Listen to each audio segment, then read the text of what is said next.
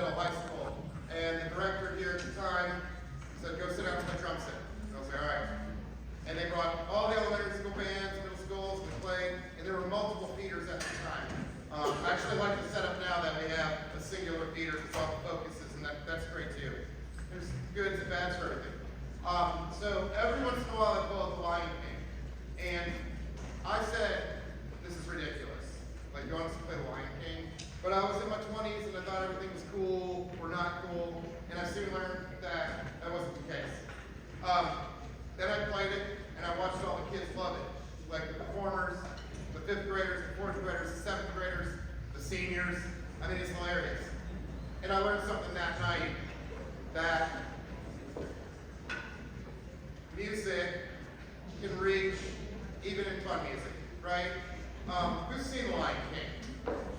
Yeah, fun story, I've seen it once. And the only reason I watched it was, hold on one second. Hey, I don't have my touch. The only reason I watched it was to figure out how to design a marching band show around it, because I didn't know the order. So we actually put The Lion King as a marching band show. Funny enough, after we did The Lion King, we broke over the triple digits in the marching band. And so we kept hanging around when I came back.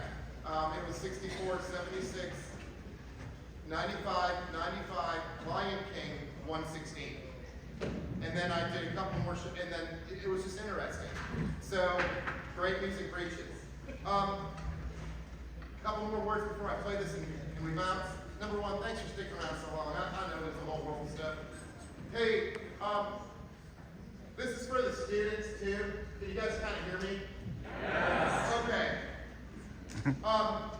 Just a little story that when I was in college and I graduated after my extended stay for my bachelor's, I had a coffee cup or a coffee thing from Don Francis, and I kept changing it. Just quarters, dimes, nickels.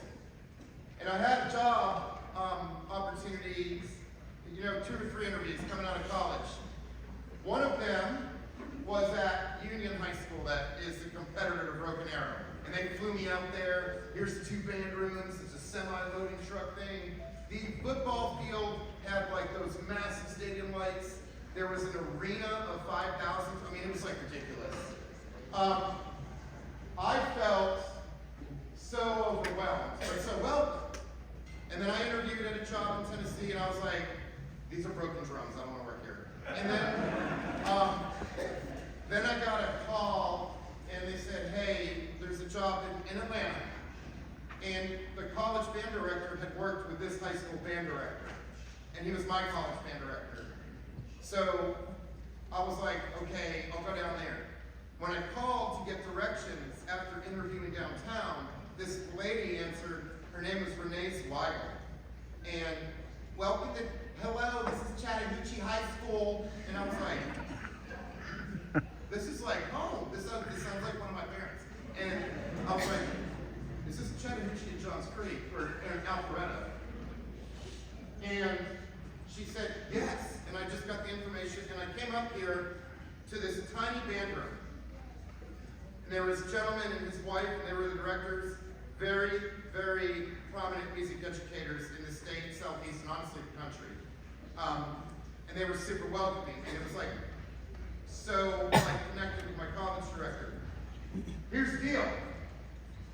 I got done with college, I was wrapping up my jobs, going back to that coffee can. That's the only money I had. I had paid the rent, I had paid my share of the bills.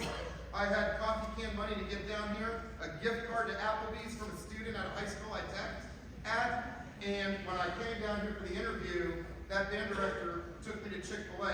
Actually, the fire alarm went off and he didn't want us to do the process, so we left campus to Chick-fil-A. And I was like, definitely working here. Now, this was 20 years ago, so I'm sitting there and he's like, hey man, what do you want? And I'm like, I'm good, dude, I'm good. I didn't have any money, broke college kid, and I had to have enough money to get back home.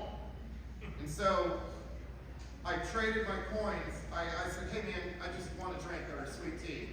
And that's all it took. And I traded my coins and I drove back home, and I got a call the next day that I got the job. And he said, when can you get down here?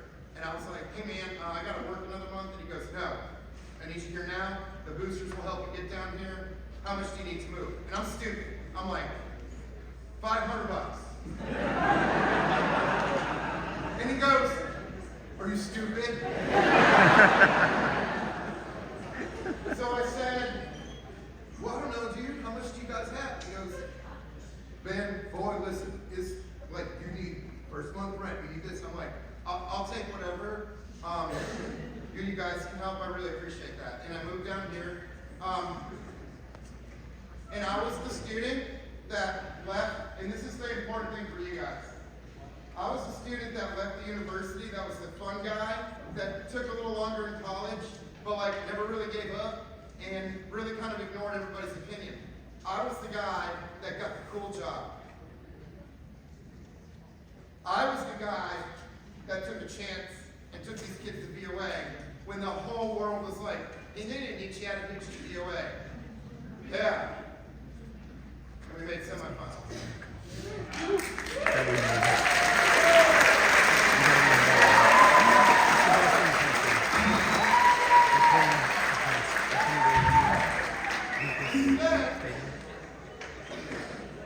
We kept trying again, and I was like, this is getting tough.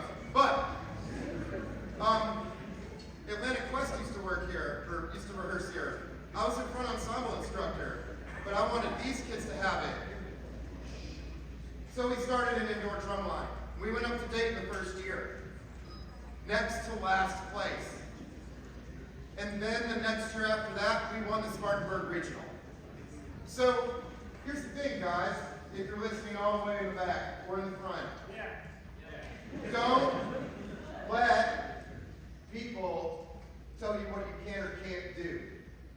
Because everybody's got a story, but like, everybody's got judgment. If you want to do something, believe in it. Try it. You're going to fall down. We've heard these kind of stories before. I cruised back into my house with no gas, no money. And that's cool, like that's part of life. Like try not to do it. But like when we applied for GMEA and got in, I got the call a month before it was released. And a month before that, I had called a band director and asked him, am I just a joke? You know, like, we all self-doubt. Don't ever do that. And then you played at GMEA, and we did all this cool, hard music. So then I decided to play Mambo, and like, it was a grade 3 thing. We just had a big party on stage. And after that, you know, we go out to convention, we have drinks and dinners, and every educator's like, dude, the Mambo. And I'm like, what about the Japanese pizza? Shit over here. You know? And like, that's what this is about. It's about performing music, it's about community. So look, as I say goodbye to here, this isn't my band. This is your band. Listen to your instructors. Listen to your staff. Listen to your leadership. Do this for the music. Do this for the community. We'll see each other again. We want to cross paths. We'll cross paths. I thought I was going to break down in tears, but you know what? I'm not, because I'm super damn proud of this place.